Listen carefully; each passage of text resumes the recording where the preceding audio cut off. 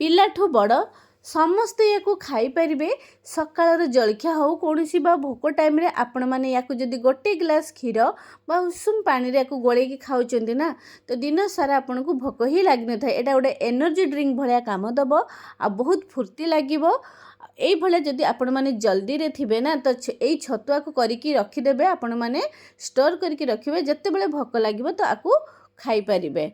नमस्कार, मु Pushpita food corner को आपन को स्वागत। भिडियोटी जदि भल लगुए लाइक शेयर करदेवे। चैनल जदि नुआ थे तेबे सब्सक्राइब करदेवे। चलतु तेबे डेरी नक भिडियोटी आम स्टार्ट करवा। ये मु सब घरोई सामग्री नहीं छतुआरे कौन सब नहीं देखी नियंतु। माने गोटा मुग मु 250 ग्राम धोईकी खरारे सुखई थी ताकू नहीं। आउ एठी कला चना बा ब्राउन बुट जोटा कि मु धोईकी ताकू 500 ग्राम नहीं धोईकी खरारे सुखैकी नहीं। ये गोटे केजी चूड़ा आपण मैंने मुझे धला चूड़ा नहीं आपण मैंने या जगह नाली चूड़ा नहीं पारे। नाली चूड़ा देहपाई बहुत भल। तो नाली हो बा धला चूड़ा ये गोटे केजी नहीं। तो तापाई देखंतु ड्राई फ्रूट्स मुझे आलमंड 100 ग्राम काजू 100 ग्राम नहीं। आउ एठी देखंतु मु सुखा खजूर कोली जोटा कि खजूर जोटा कि आपणकर बेसी माने चिपचिपा नथिबो कि बेसी सुखा नथिबो जस्ट मीडियम एमती थिबो। आ तार मंजी खोलिकी एमती नबा। एटा नबा द्वारा कौन हम ना छतुआटा बहुत टेस्ट लगे आ चीनी आवश्यक पड़ो नहीं। आउ एटा पिला मानकु जदि दउचंती तो वेट गेन करिवो आ बहुत टेस्ट लगे। तो याकू आम मंजी बाहर करके साइड रखा। प्रथमे कौन करवा गोटे बड़ कढ़ई नबा जोटा कि भाजवाई इजी हम से भाया बड़ जगटे ने मोटा वाला जगह ने। तो प्रथमे कौन करवा जो मुग को आम धोईकी रखी थे ना सुखैकी तो से मुग को देदेबा। मुग को आम सबू जिनस आम अलग अलग करके भाजवा एका सांगर मिसेकी भाजवानी। मिसेकी भाजवा द्वारा कौन हम ना कोटा पुड़ीज कोटा कंचा रही। तो ये मुगटा जानी केमती हो जो चटचट माने साउंड हम फुटवा भाया साउंड हम तो मीडियम फ्लेम रे भाजबे। तो जानवे कि मुगटा आपणकर हो मु बुट दे दीजिए से कढ़ई रे। तो बुटटा टाइम लगे तो से बुट को मीडियम फ्लेम रे रखा। तो से भाजी हवा भितर ये आम कौन करवा ना जो आलमंड आ काजू को नहीं ना ताकू आम गोटे पत्थर छेचारे दरदर छेचा करदे। गोटा गोटा नेले कौन हम कि आप जो छतुआटा बनइबे ना खदड़िया रही जदि पिला माने खाउछन ना तो तंत्रे लगी जाई पारे।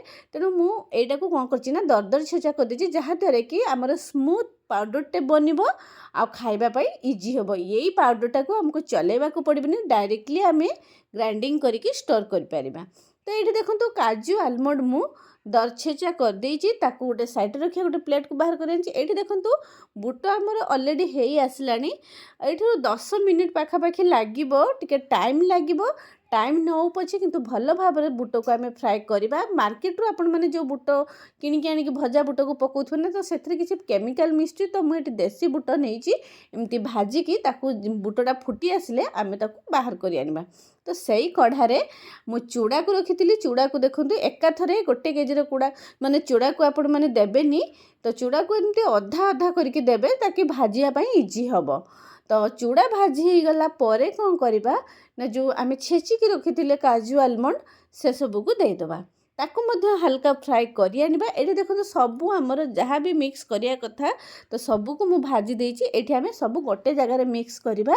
तो चूड़ा भजा को रखी थी से काजू आलमंड मुग बुट ए सबू को देकी आमे मिसई पारिबा। तो यहीटा को आम भल भाव गोल पार। देखो गोलैकी माने जमीती कि गोलैया द्वारा कौन हम ना सबुठी बादाम काजू सबू मिसिबो सबू सहित आउ है आपण को जो ड्राई डेट आम मंजी छड़ेकी रखी ताकू मध्य मिसेदेबा। ताकू ग्राइंडिंग करिया पूर्वर आम सुखिला रे एमती भल भाव गोले देले सबुआडे भल भाव सबू जिनस मिसी पारिबो। एठी देखंतु छतुआ पई आमर सबू चूड़ा बुट आलमंड सब रेडी हो गोटे ग्राइंडर जार आम कुटिबा। तो ये जारटा को सब बड़े परिष्कार सुखिला रखी थे। सुखिला रखिकी ही अल्प अल्प देकी फेज वाइज ताकू आम पाउडर बनेबा। तो आपणकर ये भल फ्लेवर पाई मु 6-7टी गुजराती देछि बहुत भल बास्ना आसीबो। तो ए सब को देकी आम कौन करवा ना कभर देदेबा तार गोटे पाउडर प्रस्तुत करवा आ भल भाव चिकन करके आम ପାଉଡ଼ର ବନେଇବା ଏଠି ଆଉ ଚଲେଇବାକୁ ପଡ଼ିବନି। ଦେଖନ୍ତୁ ମୁଁ ଗୋଟେ ବଡ଼ କଣ୍ଟେନରରେ ୟାକୁ ଢାଳିକି ରଖିଦେଉଛି। ମୁଁ ଯେତିକ କ୍ୱାଣ୍ଟିଟିରେ ଏଠି ଛତୁଆ ବନେଇଛି ଏଇଟା ପାଖାପାଖି 3 ମାସ ଚାଲିଯିବ। ଆପଣ ଏଇ ଛତୁଆକୁ 6 ମାସ ପର୍ଯ୍ୟନ୍ତ ଷ୍ଟୋର କରିକି ଏୟାର ଟାଇଟ୍ କଣ୍ଟେନରରେ ରଖିପାରିବେ। ଆଉ ଯେତେବେଳେ ଇଚ୍ଛା ସେତେବେଳେ ଆପଣମାନେ ଯଦି କିଛି ଟିଫିନ୍ ବନେଇ ନ ପାରୁଛନ୍ତି ତ ୟାକୁ ଆପଣମାନେ ଉଷୁମ କ୍ଷୀର ବା ପାଣିରେ ମିଶାଇକି ଏନର୍ଜି ଡ୍ରିଙ୍କ ଭଳିଆ ୟୁଜ୍ କରିପାରିବେ। ଆଉ ଇଏ ଭୋକକୁ ବି ମାରି ଦେଇଥାଏ ଆଉ ବହୁତ ବଢ଼ିଆ ଟେଷ୍ଟ ଲାଗିବ। ଏଇଭଳିଆ ଛତୁଆଟିଏ ଆପଣମାନେ ଘରେ ନିଶ୍ଚିତ ଟ୍ରାଏ କରନ୍ତୁ ଆଉ ଫ୍ୟାମିଲି ଫ୍ରେଣ୍ଡମାନଙ୍କ ସହିତ ସେୟାର କରନ୍ତୁ। ଆଉ ରେସିପିଟି କିଭଳିଆ ଲାଗିଲା ତାର ଅନୁଭୂତି ମୋ ସହିତ କମେଣ୍ଟରେ ସେୟାର କରନ୍ତୁ। ସେତେ ପର୍ଯ୍ୟନ୍ତ ରହୁଛି। ମୁଁ ଆଉ ଏକ ନୂଆ ରେସିପି ନେଇକି ଆପଣମାନଙ୍କ ପାଖକୁ ଆସିବି। ଜୟ ଜଗନ୍ନାଥ।